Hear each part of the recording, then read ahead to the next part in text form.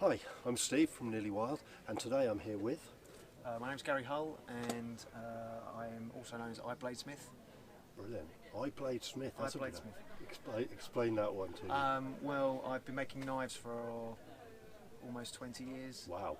And right. As everyone now needs, you need a name to be known by. Yeah, so absolutely. As a bladesmith is someone, a knife maker is someone who makes knives from Good, I'm glad sheet of metal. Yep, okay. You cut it out and you make your knife from that, whereas a bladesmith is someone who actually forges the steel into something. Right. And that's what I do. Right. So you're one of these guys who stands there with a big hammer and an anvil, are big you? Hammer, fire, anvil, hammer. Yeah. And hard work. And a lot of hard work. yeah. Give me a feel. How long does it take to make a knife? It depends on the design of the knife, but generally a knife, something like this, which is what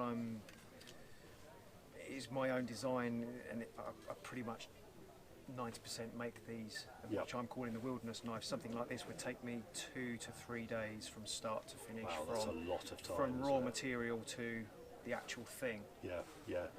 Because I know some people sort of look at knives that people use in bushcraft, or also another group who tend to like really sharp knives are chefs, and they're always people, they become very, very precious about their knives. They do. People who work with like hedge laying stuff would become incredibly precious about their bill hook.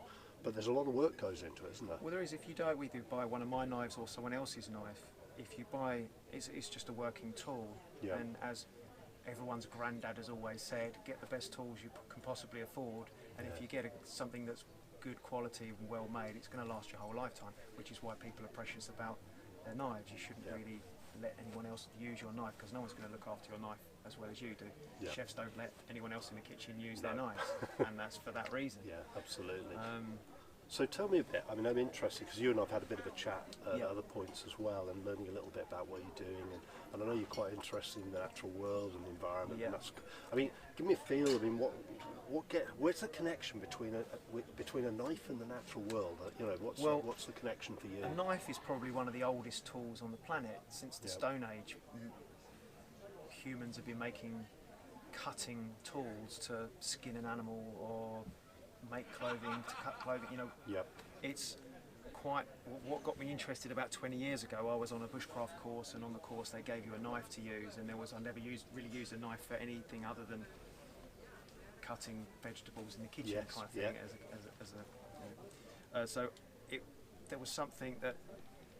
There was something in using a knife that was quite primal, that the fact that just having something like that, you can prepare food, you can prepare game with it, you can carve something, you can protect yourself with it if you had to. And so I came away from that course thinking I want to try and make my own. So I then made the world's most hideous knife, and I've still got it, my first knife, and it's nice to look back on that sometimes and see how far I've come. I've got one of those, by the way. Have you? And what I love about it is making something from natural materials, from nothing, into something that could potentially last a lifetime or more. And the leather work, do you do the leather work as well? Or? I do the leather work as well. The leather work actually is taking over a little bit for me from the knife work. I'm really getting into the leather. Leather is such a nice material to work with. It is. Every piece is different. I was looking at the bags you've been making, and they're absolutely beautiful. Thank you very much. Something like this took me just over 60 hours to complete. Right. And I've selected each piece, the piece of leather for a specific bag. I'll look at the hide initially and look at the size of it and think, what can I make out of that, rather than have a particular pattern that I make the same thing every time. Each bag I make is a bit different because every hide is different. Well, I was looking also at the quality. I mean, these are really nice quality hides. Thank you. Really even, I try to use the best beautifully possible materials I can get my hands on. Right. So this is veg tan leather. Yep. It's about 4 to 5 mil thick, so it's actually quite heavy. There's nothing in the bag, but it's quite heavy.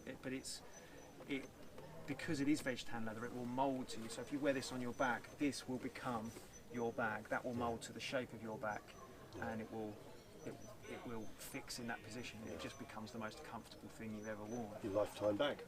Yeah. It is. It's all held together. It's made of one piece. It's a one-piece construction, apart from the pockets, which are sewn on separately. Yeah. The main body of the bag is a one-piece construction, so that gives it extra strength. It's riveted together with copper rivets, which would last longer than any stitching. Yeah. Apart from looking quite nice. Yeah, it does and look. quite unique. I don't think anyone else is making bags like this at the moment.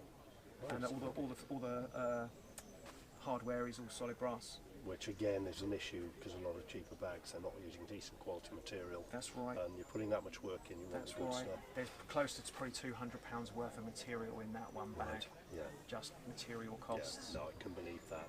So tell me something, because I know there's all this issue now about where do you get materials from, and it's not always that easy to get. That's right. The materials that you need in a sustainable way or whatever. I mean, how do you find with both knives and leather? I think that is partly true. It is true, but I think materials actually are becoming more available. Yeah. But the quality is not as good. Right. Because so is it the quality is not as good, or the reliability of the quality? Sorry, it's probably both. Okay. Probably both. Right. So it's important that you know where you're getting your materials from, and that you trust your supplier. Yep. And it's not just someone trying to get as much money for what they've got as they can. Yeah, absolutely. I think for me, I've stumbled upon something that I love to do so much that when I'm doing leather work or I'm doing knife work, my day just flies by. Right. Before I know it, it's the end of the day, and my wife's asking me to come in because it's dinner time. Well, it's a good kind of place to thing. be. I always want to produce the highest quality thing I possibly can. Yep. But then you've got the issue of where do you price that product? Yes. If this bag took me over 60 hours to make, so if I charge what I really should charge, it will be so expensive no one will buy it. Yeah. So it's trying to find that balance Yeah. of time taken to make, cost of materials, and what someone's prepared to pay. Absolutely. And sometimes when you add that, when you think about that, you think, well, maybe I should use cheaper materials. The price would come down a bit, but then I wouldn't actually be doing what I want to do, and that's to make the absolute best product I possibly can at really no expense spared. And there's another part of it, isn't there, that the benefit of the environment of somebody buying a bag that they use for the rest of their life over buying one they have to keep mending and replacing. You know, there's a big issue there for us. That's right, and there's no plastic in it. Yeah. It's all natural materials, but this shouldn't just last your lifetime. With this type of bag, you should be able to pass it down to your children, and they should be able to pass it down to their children. Yeah. It might need waxing every now and again, and if I don't think it would, but if one of these tabs came off, it can be easily repaired. Yeah. You don't just throw it away and buy a new one. You repair it because of what it is. Yeah, absolutely. No, I think that's really interesting, fascinating. And one of the things I'm really pleased you touched on this thing about price points and everything else, It's because difficult. you know, if we want more sustainable natural resource use, we've got to think about where products are coming from, but we've got to think about longevity, we've got to think about can it be sold.